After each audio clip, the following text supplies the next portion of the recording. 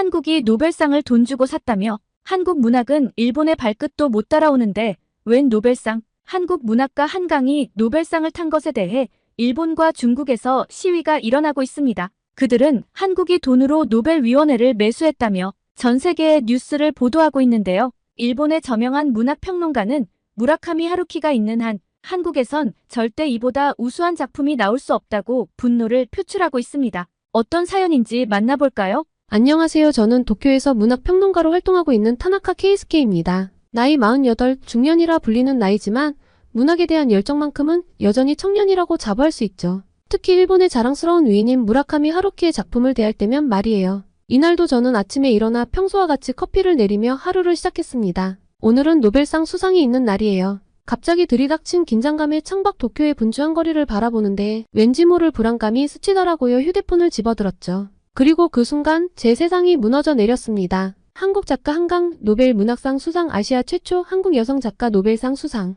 믿을 수 없었어요. 눈을 비비고 다시 봤지만 헤드라인은 변함없었죠. 어떻게 이럴 수가, 일본이 아니라고? 한국? 말이 돼? 하다못해 중국 작가가 유력하다는 말도 있었는데 말입니다. 웬 뜬금없는 한국 작가죠. 저는 머릿속이 혼란스러웠어요. 어떻게 그녀가 일본의 저명한 작가들을 제치고 노벨상을 받을 수 있었을까요? 한국의 문학은 일본의 발끝도 못 따라오는데 말입니다. 저는 순간 화가 났습니다. 하루키의 팬으로서 또 일본 문학의 옹호자로서 이건 받아들일 수 없었죠. 휴대폰을 던지다시피 내려놓고 옷을 갈아입고서 평소보다 일찍 회사로 향했습니다. 동료들이 모여 한국의 노벨문학상 기사를 훑어보고 있었어요. 타나카 씨 들었어요? 한국 작가가 노벨상을 탔네요. 대꾸할 기분이 아니었습니다. 그저 대충 고개를 끄덕이고서 자리로 향했어요. 하지만 저도 모르게 컴퓨터를 켜고 뉴스를 검색하고 있었죠. 한국의 노벨문학상 모든 매체가 한국의 수상 소식을 다루고 있었어요. 일본 문학가들의 이름은 어디에도 없는 게 한탄스러웠습니다. 순간 분노도 치밀어 올랐어요. 어떻게 이럴 수가 있지? 한국 문학이 일본 문학을 앞선다고? 말도 안 되는 일이거든요. 일본 문학은 세계적으로도 유명할 뿐더러 한국에서도 베스트셀러로 뽑히지 않았나요? 게다가 한강? 저는 그녀의 작품을 제대로 읽어본 적도 없는데 말입니다. 그때 동료들의 대화가 귓가에 들려왔어요. 한국 문학이 이렇게 대단했나? 아시아 최초의 한국 작가가 노벨상을 받다니 놀랍지 않아? 그들의 말에 귀를 막고 싶었습니다. 인정하고 싶지 않았어요. 점심시간에도 카페테리아에서도 한강 얘기뿐이었죠. 저는 구석에 앉아 음식을 씹었지만 아무 맛도 느껴지지 않았어요. 머릿속은 온통 무라카미 하루키와 한강, 그리고 한국의 노벨상으로 가득 찼습니다. 일본의 문학이 밀려난 것처럼 느껴져 괴로웠습니다. 저는 시간이 어떻게 흘러갔는지도 모를 정도로 멍해져 있었어요. 그런데 오후에 편집장이 저를 부르더라고요. 타나카 군, 한국 노벨문학상 수상에 대한 평론을 써주게. 자네가 우리 잡지의 주요 평론가 아닌가. 그 말에 가슴이 철렁 내려앉았습니다. 한국의 노벨상 수상에 대한 평론은 정말 죽어도 하기 싫었어요. 하지만 편집장님, 저는 한강의 작품을 잘 모를 뿐더러 한국 작가나 한국 작품에 대해 쓰고 싶지도 않습니다. 그래서 더 좋아 객관적인 시각으로 볼 수 있을 테니 한 주 뒤까지 원고를 부탁하네. 더 이상 거절을 할 수는 없었어요. 어쨌거나 이게 제 일이니까요. 하지만 마음은 무거웠습니다. 한국 작가에 대해 쓴다는 것 자체가 배신처럼 느껴져 괴로웠어요. 그렇게 자리로 돌아와 한강에 대해 검색하기 시작했습니다. 그녀의 작품 목록, 수상 경력, 인터뷰들을 읽으면 읽을수록 마음이 복잡해졌어요. 한국 문학의 작품성을 인정하고 싶지 않았지만 그녀의 이력은 무시할 수 없을 정도였죠. 글쎄요. 하루키의 작품과는 전혀 다른 분위기와 다른 주제를 저는 이해할 수 없었습니다. 어떻게 이런 작품이 노벨상을 받을 수 있는 거죠? 퇴근 시간에 책상 위 하루키의 책들을 바라봤어요. 그의 작품들을 읽으며 느꼈던 감동과 밤을 새워가며 썼던 평론들이 모든 게 무의미해진 것 같았습니다. 그리고 집으로 돌아가는 길에 저는 서점 앞을 지나다 발걸음을 멈췄어요. 한강의 책이 전면에 진열되어 있었거든요. 손이 저절로 뻗어갔지만 마지막 순간에 멈췄습니다. 아직은 받아들일 수 없었어요. 그렇게 집에 도착해 TV를 켰습니다. 뉴스에서는 여전히 한강 얘기뿐이었어요. 채널을 돌리고 또 돌렸지만 벗어날 수 없더라고요. 결국 TV를 끄고 침대에 누웠습니다. 저는 천장을 바라보며 생각에 잠겼어요. 제가 정말 문학을 사랑하는 건지 아니면 그저 하루키라는 우상을 숭배하고 있었던 건지. 그 생각이 가슴을 옥죄었습니다. SNS는 한강에 대한 찬사로 가득했죠. 짜증이 났지만 한편으로는 두려웠어요. 제가 뒤처지고 있는 건 아닐까? 세상이 변하고 있는데 저만 제자리에 멈춰 있는 건 아닐까? 눈을 감으며 한숨을 내쉬었습니다. 내일은 어떻게 해야 할까? 한강의 책을 사야 할까? 아니면 계속 무시해야 할까? 어떻게 해야 하루키에 대한 제 사랑을 지키면서도 문학평론가로서의 책임을 다할 수 있을지. 이런 혼란과 불안, 분노가 뒤섞인 채 저는 잠에 빠져들었습니다. 다음날 저는 책상에 앉아 컴퓨터를 켰습니다. 사실 내심 비판적인 리뷰를 쓸 계획을 세우고 있었어요. 이 작품이 정말 노벨상감일까? 의구심이 들었거든요. 한강의 책들을 구매하고 나니 묘한 기분이 들었습니다. 마치 금기를 끼는 것 같아 심장이 쿵쾅대더라고요. 하루키의 책들이 꽂힌 책장을 힐끗 바라봤죠. 미안한 마음이 들었습니다. 하루키 선생님, 이건 순전히 일 때문이에요. 한국은 일본에 절대 따라올 수 없습니다. 그리고 사무실에 도착하자 동료 미야자키가 다가왔습니다. 타나카 씨의 한강의 책 읽어봤어? 고개를 저으며 대답했습니다. 아직 곧 읽어볼 거야. 미야자키의 눈에 흥미로운 빛이 스치며 빛났어요. 정말 대단해요. 나는 채식주의자를 읽고 충격받았어. 그 말에 과연 어떤 내용일까? 정말 노벨상을 받을 만한 걸까? 의심과 호기심이 뒤섞였습니다. 점심시간 책상 위로 배달된 채식주의자를 바라봤습니다. 결국 점심을 먹으며 책을 읽었어요. 오후 내내 일에 집중하려 했지만 자꾸 그녀의 책이 손에 잡혔습니다. 이상하게 끌리면서도 거부감이 들었달까요? 퇴근 후 집으로 돌아와 본격적으로 읽기 시작했습니다. 페이지를 넘길수록 묘한 매력을 느꼈고 저는 새벽 2시가 되어서야 책을 덮을 수 있었습니다. 머릿속이 복잡했죠. 이게 정말 노벨상 받은 작품인가? 하면서도 한편으론 인정하고 싶지 않은 감정이 들었어요. 저는 결국 채식주의자 리뷰를 쓰기 시작했습니다. 하지만 쉽지 않았어요. 비판하려 했던 마음과 달리 작품의 깊이에 대해 인정하고 싶은 마음이 들었습니다. 내적 갈등이 심해졌거든요. 처음 의도와는 다르게 꽤 긍정적인 평가가 되어 스스로 당황했습니다. 하지만 여전히 확신은 들지 않았죠. 이게 정말 제 솔직한 생각일까? 편집장에게 리뷰를 제출하면서 묘한 느낌이 들었어요. 제가 쓴 글이 맞나 싶었습니다. 편집장은 리뷰를 읽고 만족스러운 표정을 지었어요. 좋은 글이군. 타나카군. 생각보다 객관적이야. 그 말을 들으니 왠지 모를 자부심이 들었지만 동시에 죄책감도 느꼈습니다. 일본 문학가 하루키에 대한 배신감 같은 것이 들었거든요. 저는 그렇게 한강의 작품 하나하나 읽어가기 시작했습니다. 이런 감정은 처음이었습니다. 한강의 문학이 가진 힘을 느꼈어요. 제가 여전히 무라카미 하루키를 존경하고 사랑했지만 이제는 그것이 전부가 아니라는 걸 알았습니다. 편집장은 제 글을 읽고 놀란 표정을 지었죠. 타나카군, 자네 정말 많이 변했어. 좋은 방향으로 말이야. 그 말을 듣고 생각했습니다. 정말 제가 변한 걸까요? 아니면 원래 이런 모습이었는데 단지 몰랐던 걸까요? 어쨌든 이 변화가 좋았습니다. 한국 문학이 이렇게 대단한 줄 몰랐어요. 한 동료가 말했습니다. 저는 고개를 끄덕이며 대답했죠. 맞아요. 한강뿐만 아니라 다른 한국 작가들의 작품도 정말 훌륭해요. 우리가 미처 몰랐던 거죠. 오후에 편집장이 제 자리로 왔습니다.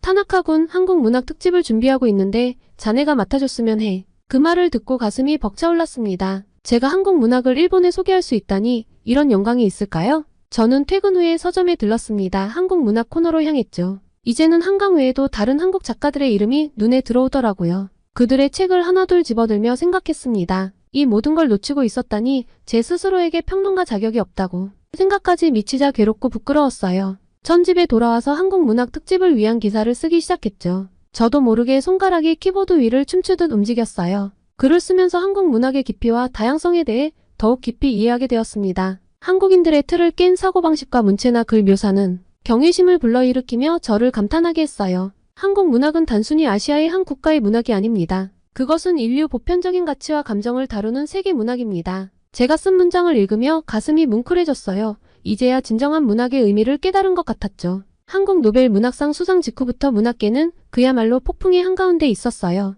저는 이제 한국 문학 작품의 열렬한 지지자가 되어 있었죠. 한국인들이 문화에서 유일무이한 업적을 이뤄내고 있다는 것은 부정할 수 없는 사실입니다. 그때였습니다. 제 휴대폰에 천인공노할 만한 메시지가 도착한 것이요. 중국 유명 평론가 앙리, 한국 노벨상은 돈으로 산 것 주장 파문. 순간 피가 거꾸로 솟는 것 같았습니다. 어떻게 이런 터무니없는 주장을 할 수 있지? 노벨상을 돈 주고 매수할 수 있다는 생각 자체가 잘못된 것이거든요. 분노가 일었어요. 그 중국인 평론가의 주장은 가히 자극적이었습니다. 한강의 노벨상은 완전한 사기다. 그들은 우리를 바보로 아는가? 한국 정부가 막대한 돈을 들여 로비한 것이 분명하다. 노벨위원회는 돈에 눈이 멀었고 한국은 문학성이 아닌 돈으로 상을 샀다. 한강의 소설은 역사를 왜곡하고 중국을 모욕하는 쓰레기일 뿐이다. 이런 작품이 노벨상을 받다니 노벨상의 권위가 땅에 떨어졌다. 한국은 문학을 정치적 도구로 사용하고 있다. 우리는 이 음모를 폭로해야 한다. 한국의 문화 제국주의를 막아야 한다. 그들은 K-팝, K-드라마로 사람들을 세뇌하더니 이제는 문학까지 오염시키고 있다. 세계여 눈을 뜨라. 그의 주장은 아주 가관이었습니다. 저는 바로 사무실로 달려갔습니다. 역시 모두가 그 기사에 대해 이야기하고 있었어요. 이건 말도 안 돼요. 중국의 질투가 하늘을 찌르네요. 우리가 뭔가 해야 하지 않을까요? 의견이 분분했습니다. 편집장이 저를 불렀습니다. 타나카-군 이 사태에 대해 어떻게 생각하나?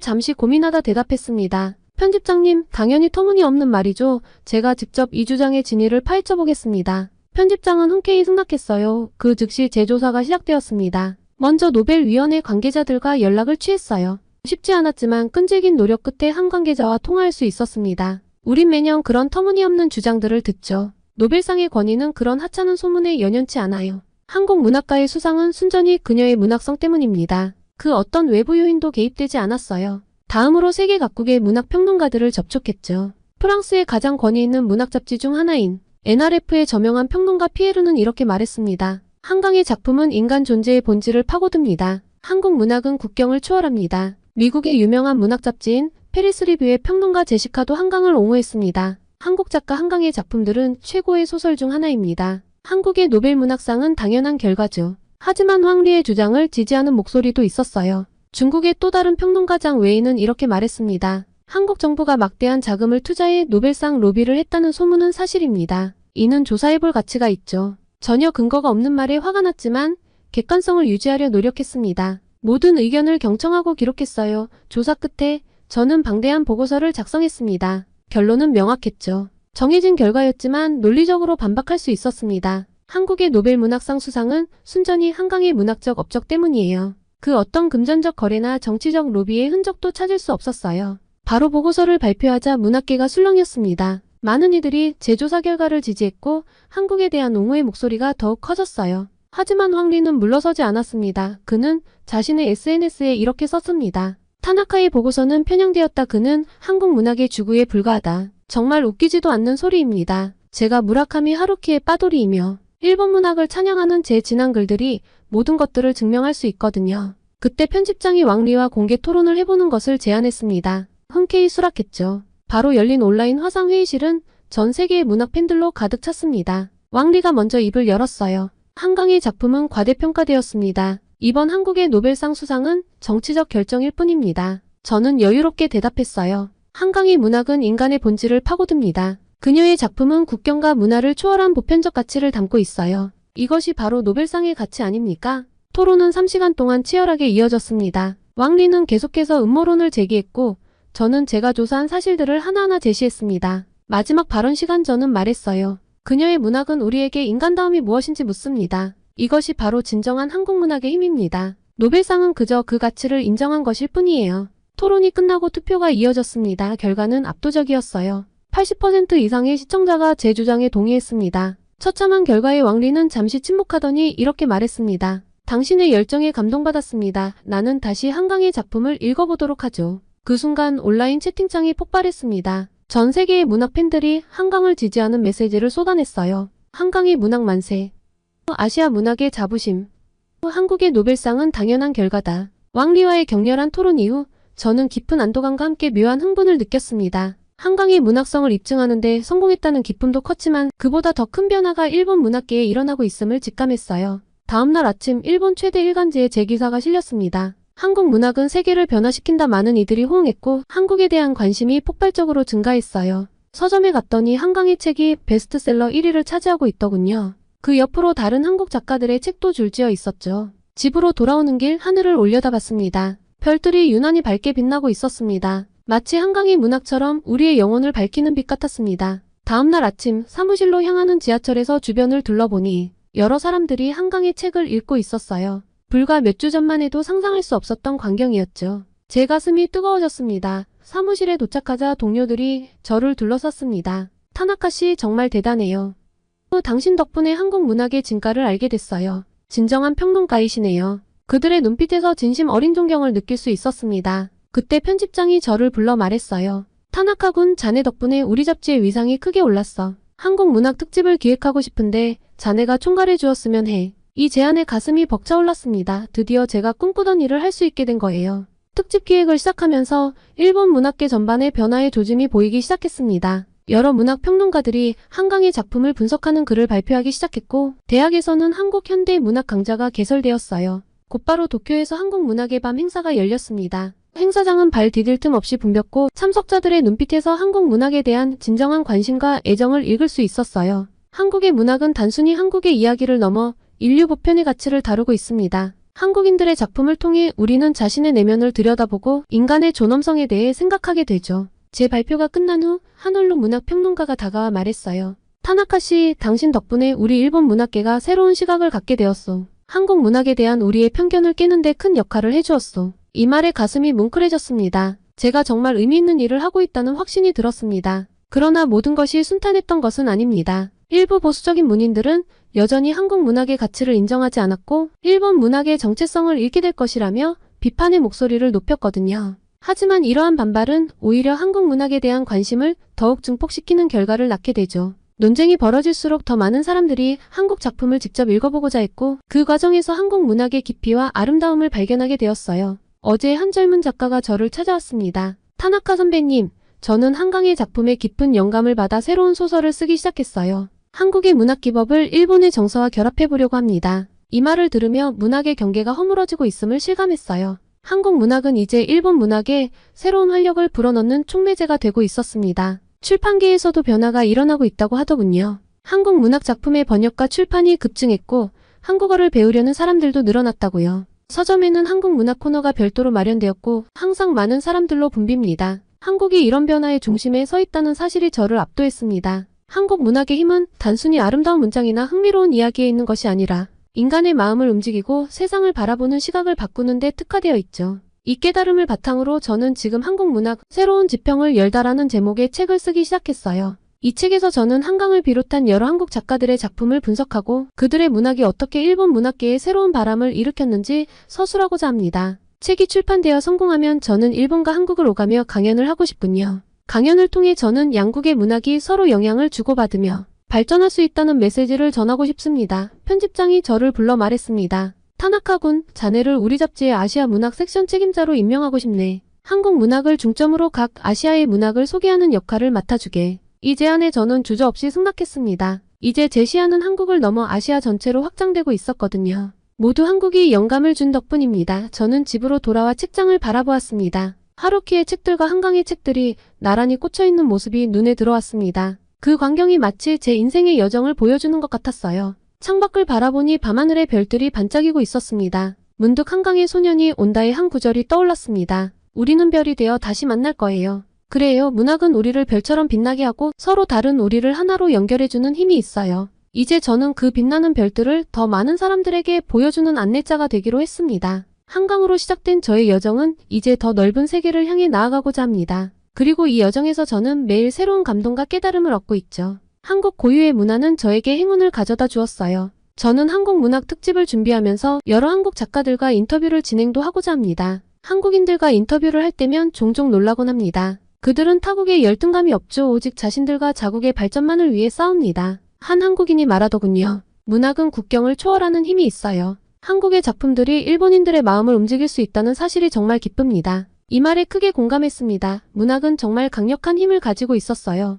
그것은 우리의 편견을 깨고 서로를 이해하게 만들었죠. 문학의 힘이 단순히 책을 읽는 것에 그치지 않고 새로운 길로 이어진다는 사실에 감동받았습니다. 한국의 인기가 높아지면서 일부에서는 우려의 목소리도 나오고 있어요. 일본 문화의 정체성이 흔들리는 것 아닌가? 이런 질문을 받을 때마다 저는 이렇게 대답했습니다. 문학의 본질은 인간의 보편적 가치를 탐구하는 것이죠. 한국 문학을 통해 우리는 우리 자신을 더 깊이 이해할 수 있게 되었어요. 이는 일본 문학의 발전에도 큰 도움이 될 것입니다. 그리고 저는 확신했습니다. 이 여정이 저를 그리고 우리 일본인들을 더 나은 곳으로 이끌어줄 것이라고. 한국 문화의 긍정적인 영향을 믿으며 저는 오늘도 펜을 듭니다. 한국인 시청자 여러분, 제 이야기를 들어주셔서 감사합니다. 저의 사연을 통해 한강의 문학 그리고 한국 문학의 세계를 탐험하는 동안 여러분도 많은 감동과 깨달음을 얻으셨기를 바고 있어요. 문학의 힘은 참으로 놀랍습니다. 그것은 우리의 시야를 넓히고 서로를 이해하게 만들며 때로는 우리 자신조차 몰랐던 내면의 목소리를 들려주니까요.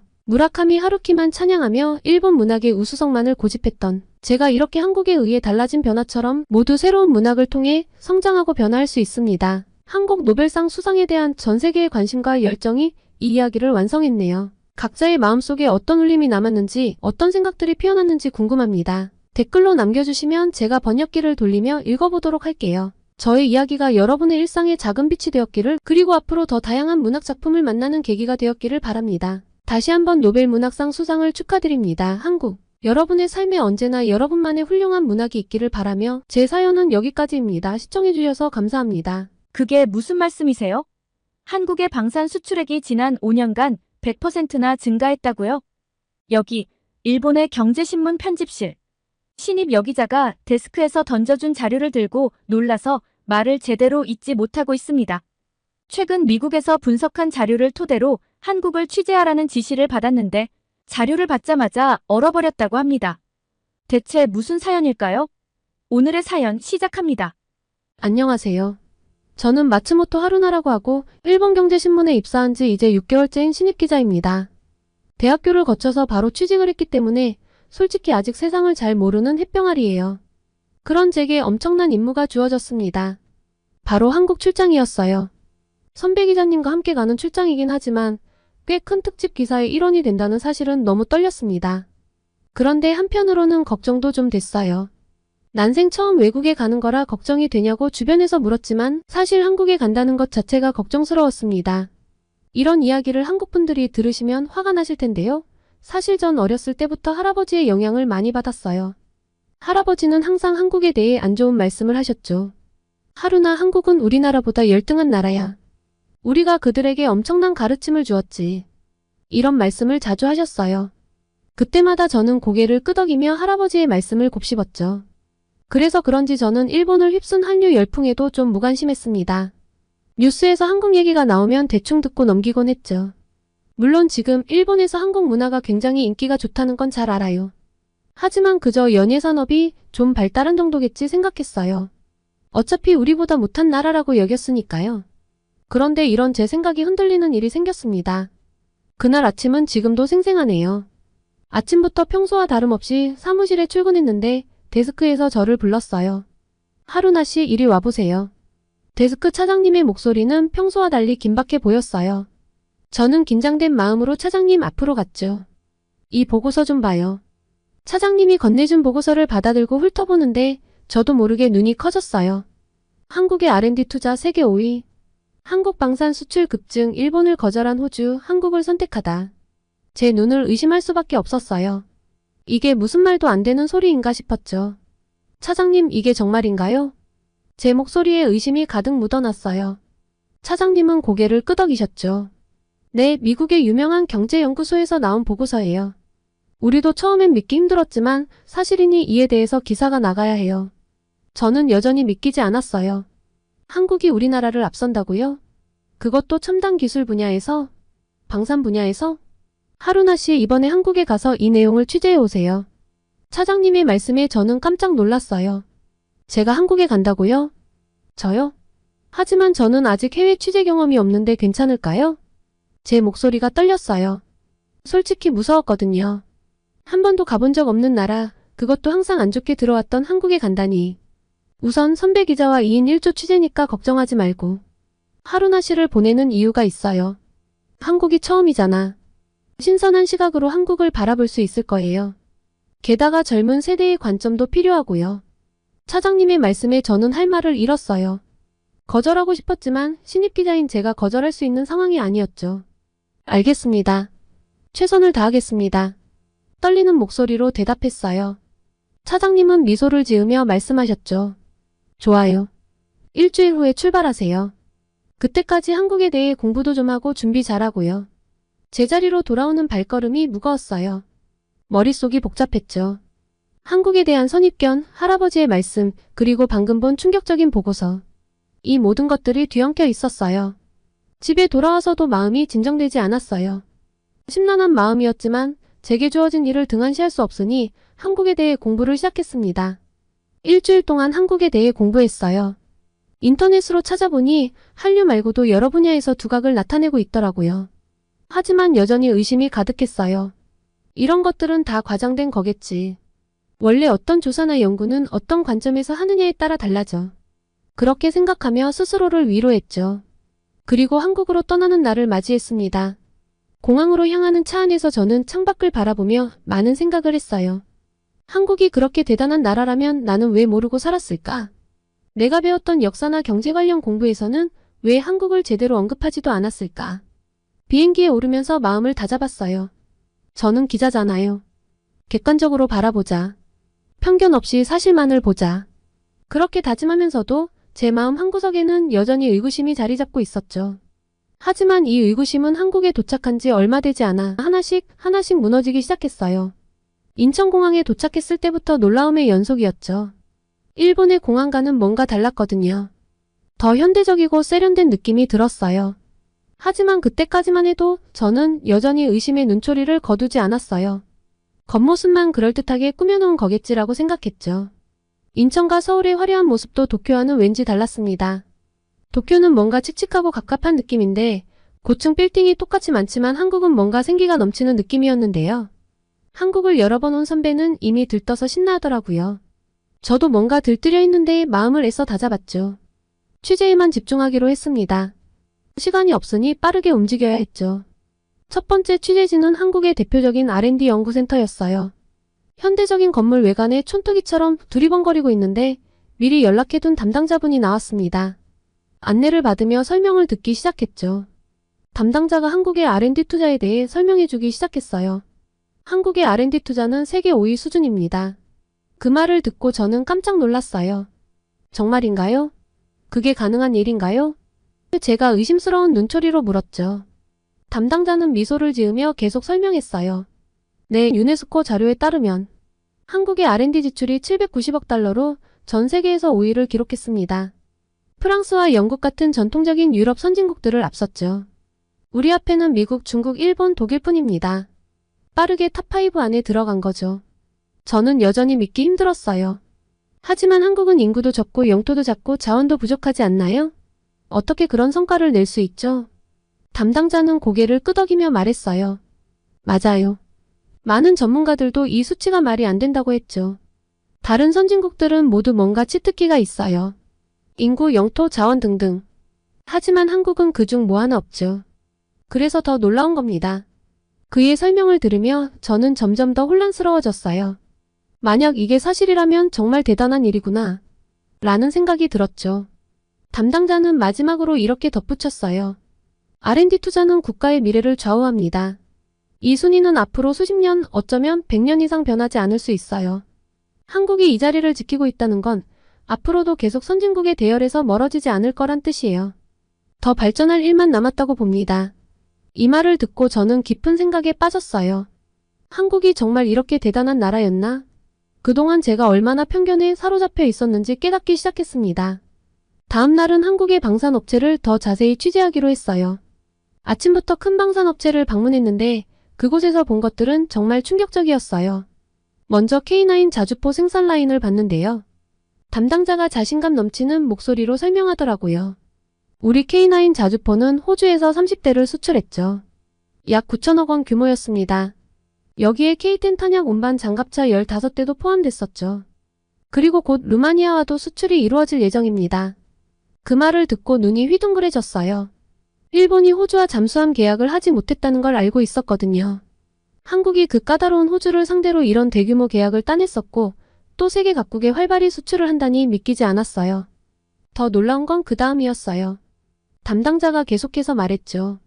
인도에서는 이미 K9 자주포 100대를 구입했고 200대를 추가로 도입할 예정입니다. 중국과 파키스탄 국경을 견제하는데 우리 자주포가 매우 적절하게 활용되고 있죠. 올해 초에는 자주포 이문을 추가 주문했는데 이는 성능에 대한 만족도가 매우 높기 때문입니다. 이 말을 듣고 정말 혼란스러웠어요.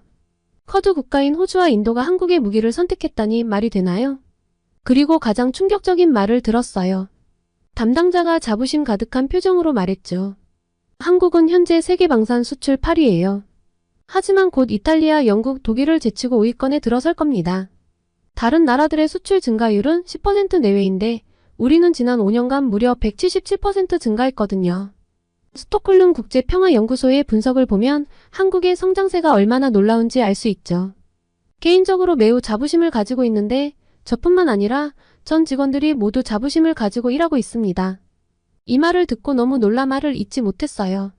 일본보다 앞서 있다니, 게다가 G7 소속 선진국들을 따라잡고 있다니 한국의 발전이 어디까지 된 걸까? 머릿속이 복잡해졌어요. 담당자는 계속해서 설명했어요. 우리는 단순히 무기를 파는 게 아닙니다.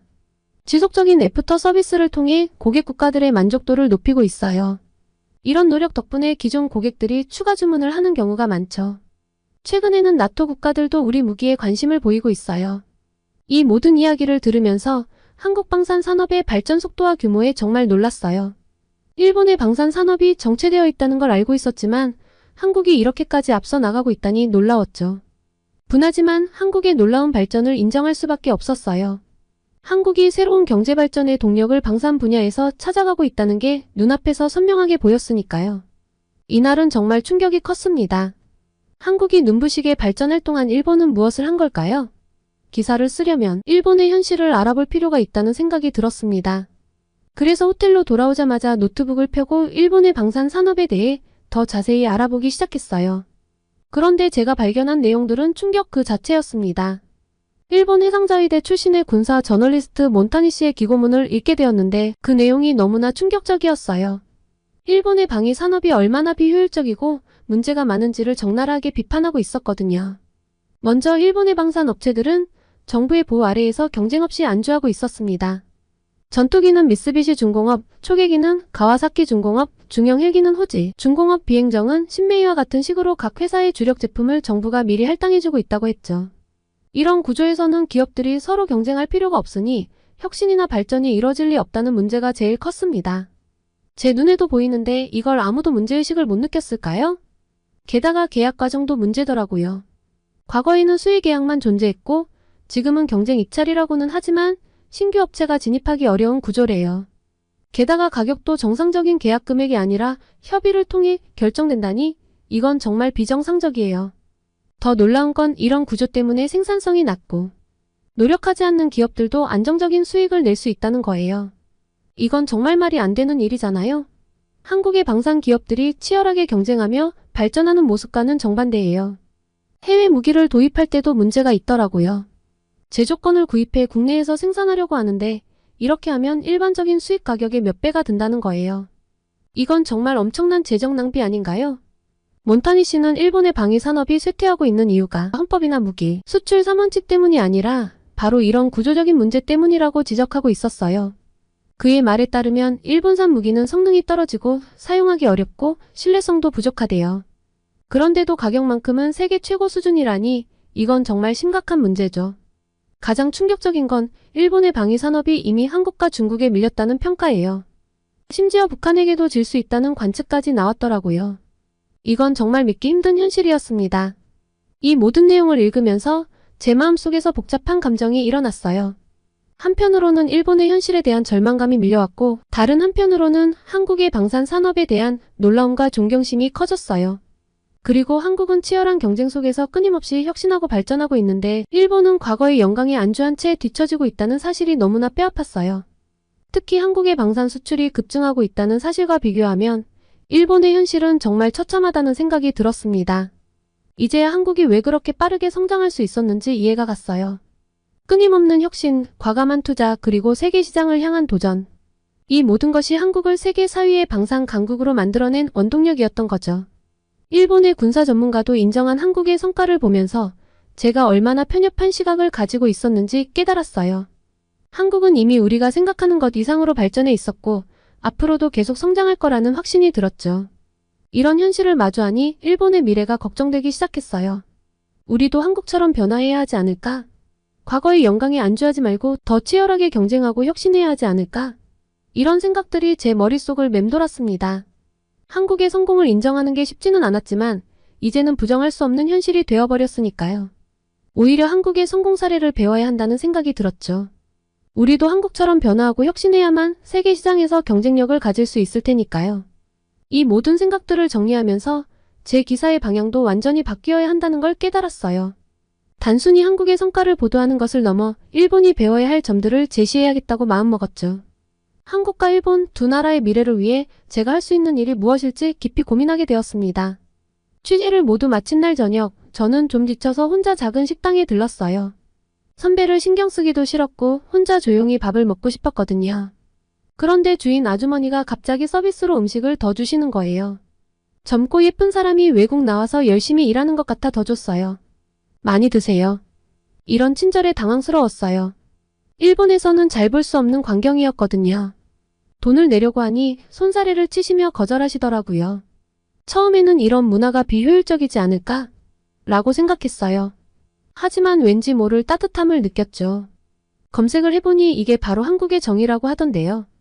이런 문화가 한국의 발전에 어떤 영향을 미쳤을까 궁금해졌어요. 지난 며칠간 제가 본 한국은 첨단 기술과 치열한 경쟁의 나라였는데요. R&D 투자 세계 5위, 방산 수출 급증, 글로벌 시장을 향한 끊임없는 도전. 모두 놀라운 성과들이었죠. 하지만 그 이면에 이런 따뜻한 인간미가 있다는 걸 깨달았어요. 어쩌면 이런 정 문화가 한국 기업들의 끈끈한 팀워크를 만들어내는 게 아닐까요? 방산 기업 직원들의 열정적인 모습이 떠올랐어요. 그들은 단순히 돈을 벌기 위해서가 아니라 국가를 위해, 동료들을 위해 일한다는 느낌이 들었거든요. 또 한국 기업들의 뛰어난 고객 서비스도 이런 정신에서 나오는 게 아닐까 싶었어요. 방산 제품을 수출한 뒤에도 지속적인 애프터 서비스로 고객 만족도를 높인다던 담당자의 말이 생각났어요. 이런 세심한 배려가 한국 제품의 경쟁력을 높이는 비결 중 하나일 거예요. 그리고 이런 문화가 혁신의 원동력이 되는 것 같아요. 서로를 배려하고 신뢰하는 문화 속에서 더 과감한 도전과 창의적인 아이디어가 나올 수 있을 테니까요. 한국 방산 기업들이 빠르게 성장하고 새로운 시장을 개척할 수 있었던 것도 이런 문화 덕분이 아닐까요? 결국 한국의 성공 비결은 첨단 기술과 따뜻한 인간미의 조화가 아닐까 하는 생각이 제 결론이었습니다. 치열한 경쟁 속에서도 서로를 배려하고 함께 성장하려는 문화. 정말 많은 깨달음을 준 한국이었습니다. 그리고 일본으로 돌아가는 길, 제 기사에 꼭 담아내야 할 내용을 깨달았어요. 단순히 한국의 경제적 성과나 기술력만을 다루는 게 아니라 그 뒤에 숨은 문화와 정신을 함께 소개해야겠다고 결심했죠. 귀국 후 편집회의에서 이러한 제 시각을 강력하게 어필했어요. 데스크에서는 젊은 사람이 문제를 보는 눈이 역시 새롭다며 호평을 해주었죠. 그리고 제 기사가 신문에 실렸어요. 하지만 온라인 반응은 제가 예상한 것보다 훨씬 더 거셌어요. 많은 독자들이 제 일교 보냐? 한국에 매수당한 거 아니냐? 라는 악플을 달았어요. 심지어 제 애국심을 의심하는 댓글도 있었죠. 이런 반응을 보면서 할아버지의 말씀과는 달리 오히려 일본 국민의 민도가 한국보다 떨어지는 것 같다는 생각에 마음이 무거워졌어요. 하지만 동시에 이런 반응이야말로 제가 이 기사를 쓴 이유를 증명해준다는 생각이 들었어요. 우리 일본 사회에 얼마나 편견과 오해가 깊이 뿌리박혀 있는지 알 수 있었거든요. 그래서 더욱 강하게 결심했습니다. 앞으로도 계속해서 한국의 진실된 모습, 우리 일본이 배워야 할 점들을 전달해 나가겠다고 말이에요. 당장은 많은 사람들이 거부감을 느낄 수 있겠지만 꾸준히 사실을 전달하다 보면 언젠가는 변화가 올 거라고 믿어요. 다음에 한국에 갈 때는 더 깊이 있는 이야기를 취재하고 싶어요. 그리고 한국은 정말 매력적인 나라였어요. 그리고 저는 우리 일본도 그만큼 매력적인 나라가 될 수 있다고 믿습니다. 서로의 장점을 배우고 단점을 보완해 나간다면 우리 두 나라는 함께 더 나은 미래를 만들어갈 수 있을 거예요. 그 과정에 제가 작은 다리 역할을 할 수 있다면 더할 나위 없이 기쁠 것 같습니다. 한국에 또 갈 때에는 짧게나마 한국어를 조금 더 할 수 있도록 공부를 하고 가려고 해요. 다음에 한국을 다녀와서 또 소식을 전하겠습니다. 오늘의 사연 재미있게 들으셨나요? 오늘의 사연이 마음에 드셨다면 구독과 좋아요를 눌러주세요. 여러분의 구독과 좋아요는 계속해서 좋은 사연을 소개할 수 있는 힘이 됩니다. 이상 감동저장소였습니다.